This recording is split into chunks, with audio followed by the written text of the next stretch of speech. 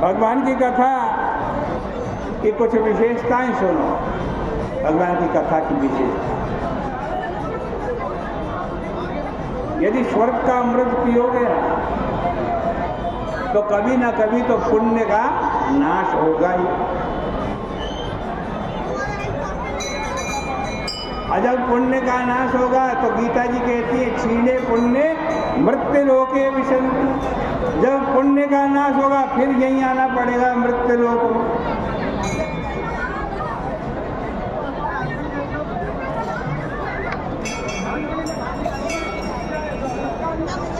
किंतु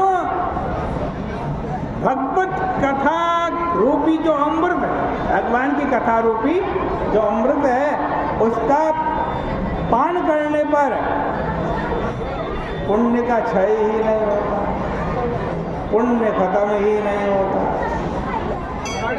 क्योंकि वो अमृत तो पाप को नाश करने वाला है, पुण्य को नहीं। भगवान की कथा रूपी अमृत पुण्य को कभी नाश नहीं करता। किसको नाश करता है? कल्मषापहम, कल्मष को, पाप को नाश करने वाला। सीधी सी बात है कि स्वर्ग का अमृत पियोगे तो पुण्य क्षय होगा और कथा रूपी अमृत सेवन करोगे तो पाप का क्षय होगा। इससे यहाँ रहने को भी मिलेगा, खाने को भी मिलेगा, पीने को भी मिलेगा और गरीबी भी दूर हो जाएगी। ऐसा है कथामृतम कल्मषापहम। भगवत कथा जो है ना वो पराविद्या। ये सुनने मात्र से ही कल्याण कर देती है। कुछ नहीं करना आपको, केवल सुनना है। कान खोल करके बैठ जाओ और भगवान की कथा सुनते रहो। योग करोगे, अनुष्ठान करोगे, यज्ञ आदि करोगे, भाई प्रणीता प्रोक्षणी बहुत सारी सामग्री इकट्ठित करनी पड़ेगी।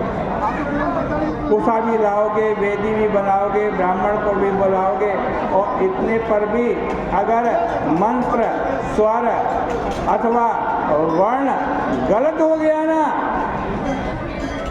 तो तुम्हें दंड का भी भागी बनना पड़ेगा। यह कितने आश्चर्य की बात है कि गलती करे पुरोहित। मंत्र किसने गलत बोला? पुरोहित ने गलत बोला। और दंड किसको मिले? यजमान वाले। और यहाँ जो भगवत कथा है ना, उसके श्रवण मात्र से मंगल होता है। यदि तुमको बोलना होता तब भी दूसरी बात थी। यहाँ तो बोलना भी नहीं, केवल सुनो, केवल श्रवण करो।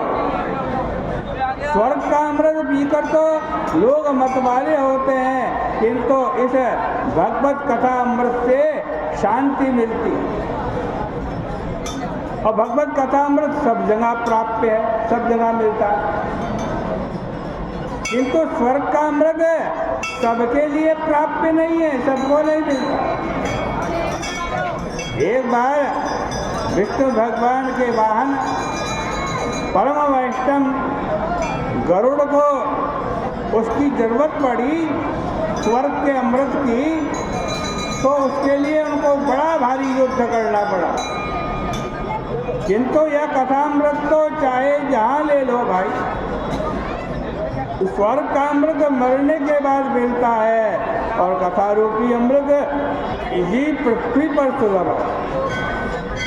तो इस प्रकार आप कथा रूपी अमृत पीते रहे भाई।